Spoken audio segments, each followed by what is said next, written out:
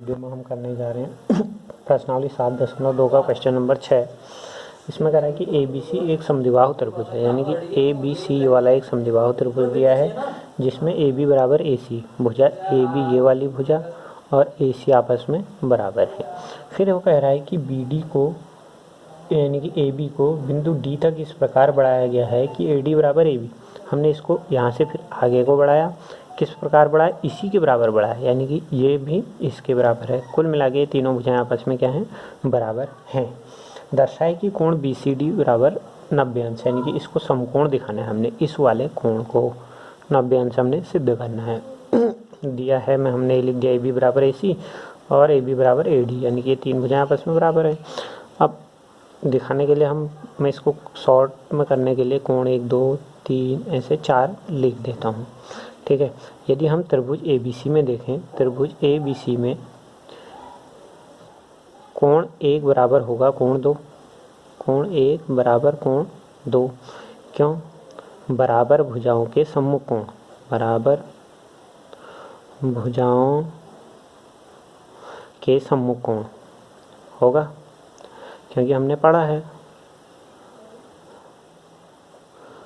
ये भुजा और ये भुजा बराबर थी, तो ये वैसे भी समद्विबाहु त्रिभुज था, तो बराबर भुजाओं के सामने के कोण क्या होते हैं, बराबर होते हैं।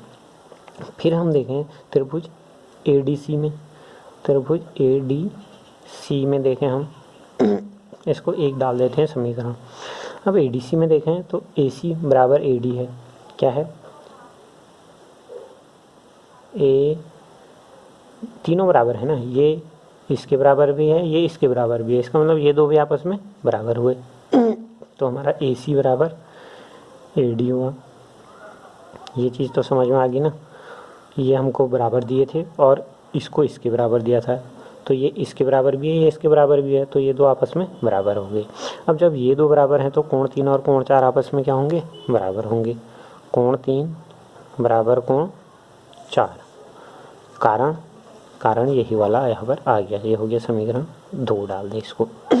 अब हम त्रिभुज बी डी सी की बात करें, त्रिभुज बी डी सी में कोण बी धन कोण डी धन कोण सी बराबर होगा 180 अंश। क्यों? त्रिभुज के अंतः कोणों का योग कितना होता है, 180 अंश होता है। कोण बी मतलब कोण 1 धन कोण सी मतलब न कोण डी कह रहे तो कोण 4, कोण सी मतलब कोण 2 धन कोण 3, कोण 2 धन कोण 3 से मिलकर बना है ना, तो इसलिए 100 कोण 2 धन कोण 3 से मिलकर सी बना है, तो सी की जगह हमने ये चीज़ लिख दी। अब हमको पता है, क्या पता है, हमने इसको 90 अंश से सिद्ध करना है, तो इन दोनों को तो रहने देंगे, बाकी को चेंज कर देंगे। चेंज कैसे कर देंगे, कोण 1 की जगह हम क्या लिख सकते हैं, 2 लिख सकते हैं यहाँ पर से, तो कोण 1 की जगह हमने कोण 2 लिख दिया, धन कोण 4 की जगह क्या लिख सकते हैं, कोण 3 लिख दिया, धन कोण 2 धन कोण 3 ऐसे ही आया, बराबर 180 अंश। ये चीज़ें 2 बार आ रही हैं, तो 2 इंटू कोण 2 धन कोण 3 बराबर 180 अंश। कोण 2 धन कोण 3 मतलब कोण 2 इंटू कोण सी बराबर 180 अंश। कोण सी बराबर आ गया 180/2, यानी कि बराबर आ गया 90 अंश। सी मतलब बी सी डी वाला, यानी कि कोण बी सी डी हमारा आ गया 90 अंश। सरल है और बहुत इंपॉर्टेंट है, बहुत बार आया हुआ प्रश्न है, इसलिए इसको आसानी से देखें। समद्विबाहु दिया था तो ये दो बराबर हुए, इसको हमने इसके बराबर बढ़ाया तो ये भी इसके बराबर हुआ, यानी कि तीनों भुजाएं आपस में बराबर हैं। जब इस त्रिभुज को देखें तो कोण 1 और कोण 2 बराबर होंगे, क्योंकि बराबर भुजाओं के सम्मुख कोण। कोण 3 और कोण 4 बराबर होंगे, बराबर भुजाओं के सम्मुख कोण। फिर इस त्रिभुज को देखें तो ये कोण धन ये कोण धन ये कोण बराबर 180 होगा, ये मिल गया हमको। फिर कोण 1 और कोण 4 की जगह हमने इन समीकरणों से वो लिख दिया। कौन से समीकरणों का यूज़ करा, समीकरण 1 व 2 से हमको ये चीज़ मिल गई, फिर सॉल्व करा तो ये हो गया। अब यदि हम अगला प्रश्न देखें, क्वेश्चन नंबर जो हमारा 7 है, उसमें क्या कह रहा हूँ, ए बी सी एक समकोण त्रिभुज है जिसमें कोण ए बराबर 90 अंश है और ए बी बराबर ए सी है। कोण बी और सी ज्ञात कीजिए। ABC एक हमको समकोण त्रिभुज दिया है जिसमें कोण A 90 दिया है, A 90 दिया है और AB बराबर AC दिया है। देखो AB बराबर AC है तो ये मैंने कोण 1 और कोण 2 लिख देता हूँ, ठीक है। जब तो हमारा क्या होगा, AB बराबर AC है तो कोण 1 बराबर कोण 2 होगा ना। बराबर भुजाओं के सम्मुख कोण, हमने पढ़ा है कि बराबर भुजाएं जो होती हैं उनके सम्मुख कोण आपस में क्या होते हैं, बराबर होते हैं।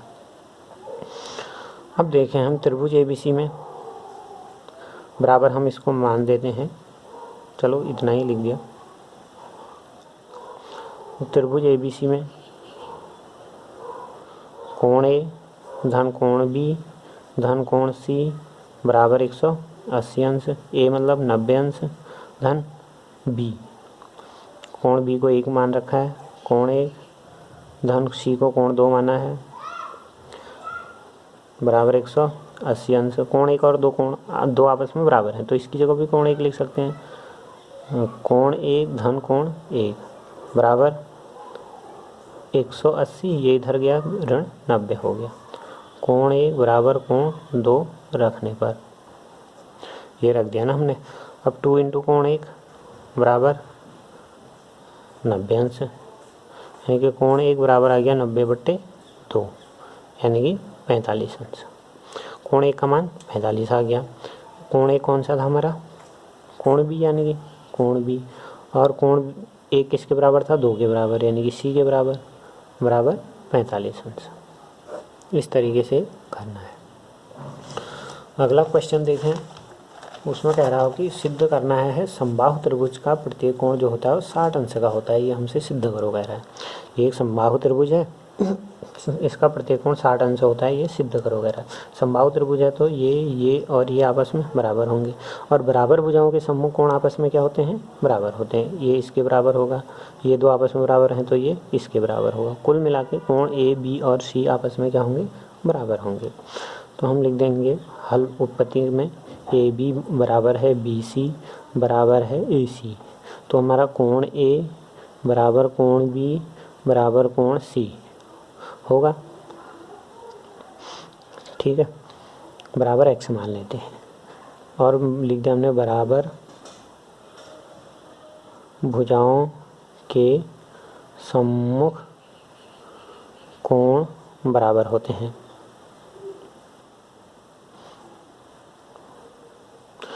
तो कोण A धन कोण B धन कोण C बराबर होगा 180 अंश। 180 अंश क्या होगा, किसी भी त्रिभुज के तीनों अंतः कोणों का योग क्या होता है, 180 अंश होता है, यह हमको पता है। कोणों का योग 180 अंश होता है, इसलिए 180 अंश हो गया। A का मान भी x है, x धन x बराबर 180 अंश, 3x बराबर 180 अंश। ये 3 से इधर भाग जाएगा तो x बराबर हो जाएगा 180 अंश बट्टे 3, ये हो गया बराबर 60 अंश। अब x की क्या वैल्यू थी, कोण A कोण B और कोण C की, और तीनों आपस में बराबर थे। यहाँ x की वैल्यू रख देंगे तो हमारा आ गया कोण A बराबर कोण B बराबर कोण C बराबर आ गया 60 अंश। इस तरीके से हमने करना है। ये भी बहुत बार पूछा जाता है बहुत ही जी सवाल। समबाहु त्रिभुज है तो तीनों कोण बराबर होंगे।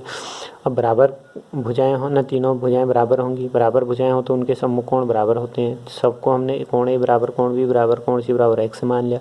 हमको पता है त्रिभुज के तीनों कोणों का योग 180 अंश होता है, तो बराबर x धन x बराबर 180 रख दिया। 3x बराबर 180 हो गया तो x की वैल्यू हमारी 60 अंश आ गई। इस तरीके से इसको करना है।